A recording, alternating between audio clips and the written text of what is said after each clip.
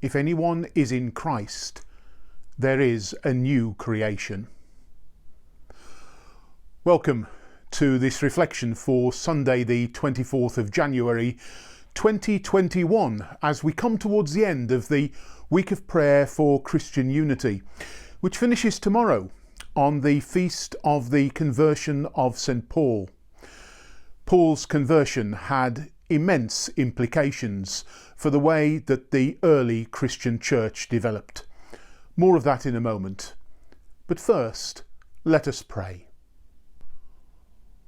Lord God, we thank you for calling us into the company of those who trust in Christ and seek to obey his will. May your Spirit guide and strengthen us in mission and service to your world. For we are strangers no longer, but pilgrims together on the way to your kingdom, through Jesus Christ our Lord. Amen. The week of prayer for Christian unity is more than a week. It's 8 days to be precise, and that's known as an octave of prayer. It always begins on the 18th of January and ends on the 25th of January, regardless of which days of the week those dates fall on. In some Christian traditions, the 18th of January is observed as the feast of the Confession of St. Peter, when he acknowledged Jesus as Messiah. The 25th of January, as I've already mentioned, is the feast of the conversion of St. Paul, when he changed from someone who was persecuting the church to someone who became one of the most energetic proclaimers of the gospel. Peter and Paul. In some ways, they represent a breadth of Christian tradition. There is Peter, the first of a line of what would come to be known as popes. And then there's Paul, whose doctrine of justification by faith influenced much of Protestant thought. Roman Catholic and Protestant. But those are just the traditions of the Western Church. And when we think of those, we're barely scratching the surface of the rich diversity of the Christian faith across the world. Paul, the feast of whose conversion we celebrate tomorrow, was responsible for the spread of the gospel around the eastern end of the Mediterranean. But to get to the beginning of the story, we need to go back to Boxing Day. Boxing Day, of course, is properly known as St. Stephen's Day. And Stephen was given the honour of having his feast day so close to the celebration of the birth of Jesus because Stephen was the first martyr, someone who has died because of their Christian faith. You'll find it there in Acts of the Apostles. Stephen had witnessed to Jesus Christ, and because of that, he was stoned to death by those who saw Christianity as a dangerous sect. And as a group stoned Stephen, they laid their cloaks at the foot of a man named Saul, who would later become Paul. Now, Saul was much more than an onlooker. In fact, we're told he was one of those who was a prime mover in the persecution of those earliest Christians who were known as followers of the way. We're told there in Acts of the Apostles, Saul was ravaging the church by entering house after house, dragging off both men and women. He committed them to prison. Saul wasn't content to just do that in Jerusalem. He sought permission from the high priest to go to Damascus and seek out there in Damascus those who were members of what he saw was a dangerous sect. Now, as Saul was going along and approaching Damascus, suddenly a light from heaven flashed around him. he fell to the ground and heard a voice saying to him, "Saul, Saul, why do you persecute me?" He asked, "Who are you, Lord?" The reply came, "I am Jesus, whom you are persecuting. But get up and enter the city, and you will be told what you are to do." The men who were travelling with Saul stood speechless, because they heard the voice but saw no one. Saul got up from the ground, and though his eyes were open, he could see nothing. So they led him by the hand and brought him into Damascus. For 3 days he was without sight and neither ate nor drank.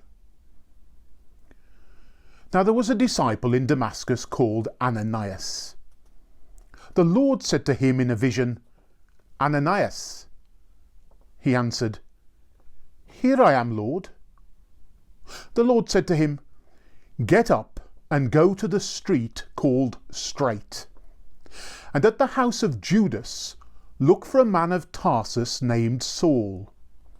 At this moment he is praying, and he has seen in a vision a man named Ananias come in and lay his hands on him so that he might regain his sight." But Ananias answered, "Lord, I have heard from many about this man, how much evil he has done to your saints in Jerusalem.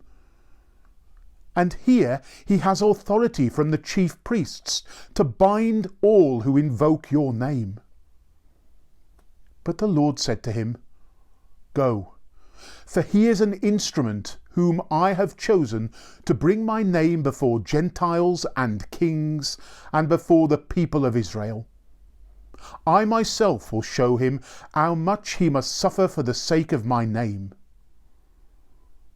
So Ananias went and entered the house. He laid his hands on Saul and said, "Brother Saul, the Lord Jesus, who appeared to you on your way here, has sent me so that you may regain your sight and be filled with the Holy Spirit." And immediately something like scales fell from his eyes, and his sight was restored. Then he got up and was baptized, and taking some food, he regained his strength. That account comes from Acts of the Apostles, a book that was written by Luke, who shortly afterwards became one of Paul's travelling companions as they journeyed around the eastern Mediterranean. Did I say Paul? Well, yes, because Saul changed his name to Paul. It's a reflection, a token, if you like, of the change that had come over Saul's life. From this stage on, Paul begins his missionary journeys around the eastern Mediterranean, back and forth from Jerusalem. Luke, in Acts of the Apostles, gives us a detailed account of these journeys. But if Luke gives us the travelogue, then it is Paul who gives us another legacy. In some cases, Paul is taking the good news of Jesus Christ to new communities, and in other communities, it's already there. Paul's legacy that he's left us is a series of letters. Together with Acts of the Apostles, much of which is about Paul's journeying, it makes up about a third of the New Testament. Those letters go to places like Corinth and Galatia, Thessalonica and Rome.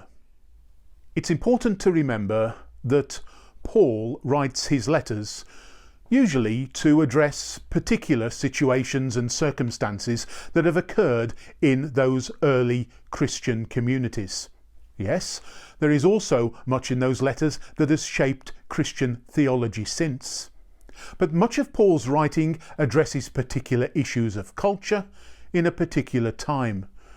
I'm sure Paul would be surprised, maybe even appalled, that some Christian traditions are still interpreting things he wrote for a world 2,000 years ago, in a world that has changed so much over that period of time. But there are things that don't change, and one is the fact that the church has always been divided. In Paul's first letter to the church at Corinth, he finds it necessary to write the following passage. For it has been reported to me by Chloe's people that there are quarrels among you, my brothers and sisters. What I mean is that each of you says, I belong to Paul, or I belong to Apollos, or I belong to Cephas, or I belong to Christ. Has Christ been divided?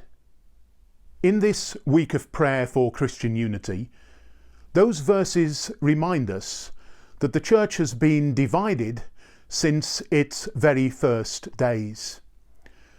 But when we talk of Christian unity, we're not talking about Christian uniformity. We can keep the rich diversity of our traditions, the ways we worship, for example, because each and every one of us as individuals and as communities of faith have different stories, different journeys that we have taken with God.